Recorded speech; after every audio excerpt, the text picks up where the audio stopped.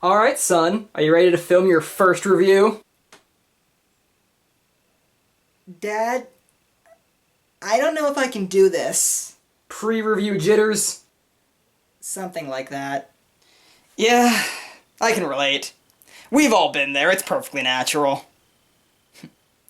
Hey, did I ever tell you the story of the time that I reviewed Harry Potter and the Cursed Child? I was real nervous on that one. Dad, I don't really care. It all started in the summer of 2016, when I was a much younger man.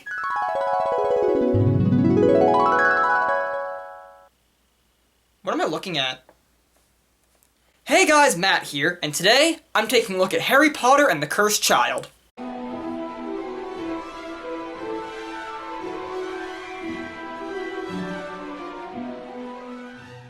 So what's it about? Well, it starts off where the last Harry Potter book ended, 19 years later, where Harry and Ginny and Ron and Hermione are taking their kids to the Hogwarts Express. But Harry's oldest son, Albus, is nervous that he's never gonna live up to the immense legacy of his father. Oh, Albus, don't worry about that. You're just a first year. I mean, all Harry did in his first year was defeat a troll, become one of the best Quidditch seekers in years, discover the Philosopher's Stone, and killed one of his professors who was under the control of Voldemort. That's nothing. While on the train, Albus becomes friends with Draco Malfoy's son Scorpius, who is considerably less of a pure-blood jerk than his father was in his first year. Although, when you name your kid Scorpius, you almost expect him to turn out evil.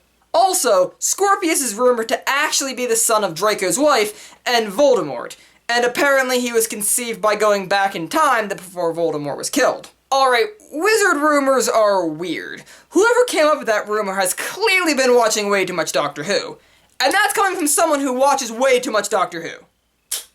But once Albus gets to Hogwarts, it's not all peaches and rainbows. He gets sorted into Slytherin, his only friend is the rumored son of the wizard version of Hitler, and his relationship with his father becomes increasingly strained. However, we don't really get to see all of this bad stuff, as the story just kinda fast-forwards through Albus's first 3 years, while showing us a few highlights of misery. Is this book seriously trying to tell me that nothing of importance happened in those first 3 years? We could be missing some seriously major revelations about future Hogwarts. Are Slytherins still fartbags? Does Gryffindor suck at Quidditch again? Is Neville a good herbology professor? These are things I need to know! But an old face returns in Harry's life. Amos Diggory, the father of Cedric Diggory. Yeah, you guys remember Cedric, right? The pretty boy Hufflepuff who died in book 4? Yeah, his dad's mad because his son's been dead for over 20 years, and it's all Harry's fault. Albus overhears this and decides to fix it, so he ropes Scorpius into a plan to steal a time turner and go back in time to prevent Cedric from dying. Okay, I see a few issues with this. One, I don't think that's how time travel works in the Harry Potter universe. Correct me if I'm wrong, but in the books, isn't it established that if you go back in time to try to change something, that thing is already changed because you went back in time to try and change it? That's why Buckbeak never got killed in book 3, and now we're just making up new rules? And two, really? Out of all the people that you could go back in time and save, you choose Cedric Diggory. There are plenty more important people who died as a result of being around Harry Potter. Ever heard of Sirius Black? Or Remus Lupin? Or Dobby? Hedwig? Although I do see a bit of their logic there. If Cedric never dies, he never becomes a vampire. So they travel back in time to prevent Cedric from winning the first challenge of the Triwizard Tournament. But he still dies and nothing in the future really changes. So they decide to go back in time again at a different point to try again. Guys, you just narrowly avoided changing anything drastic in the future. Stop screwing with time. You're British. You should know how severe messing with time travel is. But of course, with them meddling a second time, they radically changed the timeline into a dystopian future. But aside from the time travel shenanigans, Harry has to learn to be a better father because honestly, he's not giving enough love or attention to Albus. Whereas the book gives all the attention to Albus and none to Harry's other 2 kids. I mean, I know he's the focus and all, but why can't we see what they're doing? James could be getting into drugs for all we know, and we're missing out on it. And for this next bit, I need to go into spoilers to talk about it because it's so stupid. So if you haven't read the book yet and don't want it spoiled for you, either stop watching now or skip to this part in the video. You have been warned. Now then, the main villain turns out to be the daughter of Voldemort and Bellatrix Lestrange, and she was apparently conceived right before the Battle of Hogwarts. Yeah. So this means that not only did Voldemort and Bellatrix bang, which is gross in itself because, you know, he's a snake, but that also means that Bellatrix was pregnant for most of the Deathly Hallows, which is never hinted at or established and is clearly just something they threw in now. And her plan makes no sense. All she wants to do is get to know her dad, you know, Voldemort, before he was killed, so she poses as Cedric Diggory's cousin to control the mind of Cedric's dad, so that he'll make Harry feel guilty about Cedric dying, so that Harry will go back in time to prevent Cedric from dying, which will kickstart some sort of stupid prophecy about Voldemort coming back from the dead that involves time travel.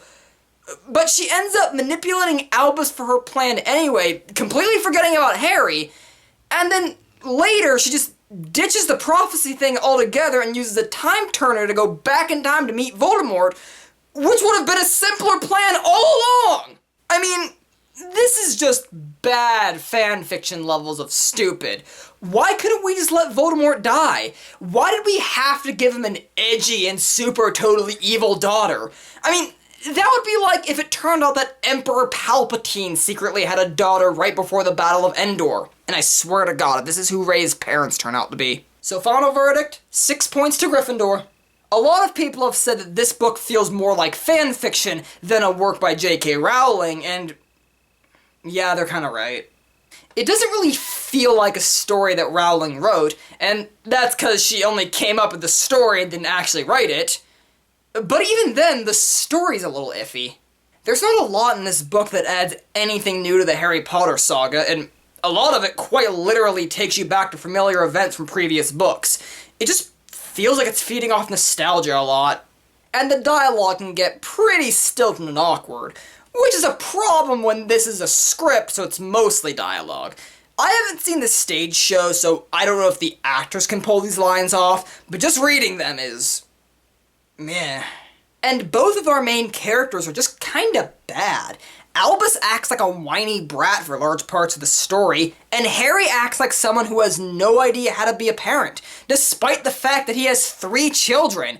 It just doesn't feel like who Harry should have grown up to be. It's not the worst thing ever, but it's definitely the weakest installment in the Harry Potter series, and a disappointment because of what it could have been.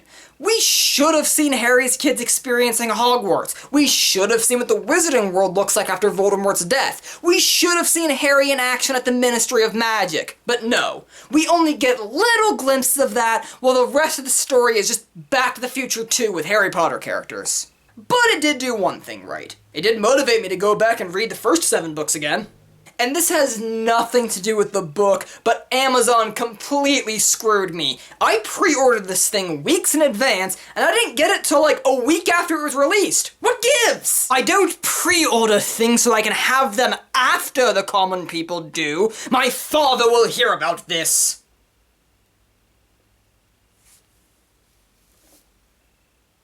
Where did this come from?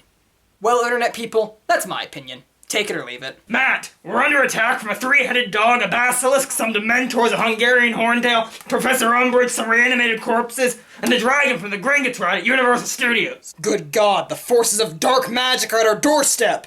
Ready the wildfire and summon the centaurs. Cha! And we fought a great battle against the army of evil. Rorschach and I went out for butterbeer and, well, that's how I met your mother. Dad, that story didn't help at all. I'm not nervous for the review, I'm just scared I'm not gonna live up to your legacy. Son, you don't need to live up to my legacy. You just need to be you. I named you after one of the greatest men I've ever known, because I know that just like him, you can overcome great fear. That's why you named me Batman, Farah? Well, that, and your mother was on a lot of painkillers at the time, didn't understand me properly. The point is, you can do anything you set your mind to. I mean, for God's sake, you've grown facial hair at the age of 12. You have no reason to be afraid. Thanks, Dad. No problem, son. Now, let's get this thing filmed before the robot uprising engulfs us all. It is the future, after all. Okay.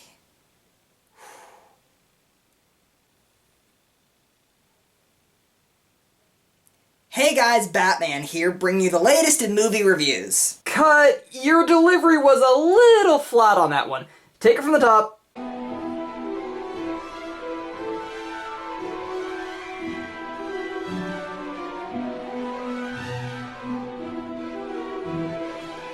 I didn't get it till like a week after it was released. What gives? You're a dumbass. Shut up!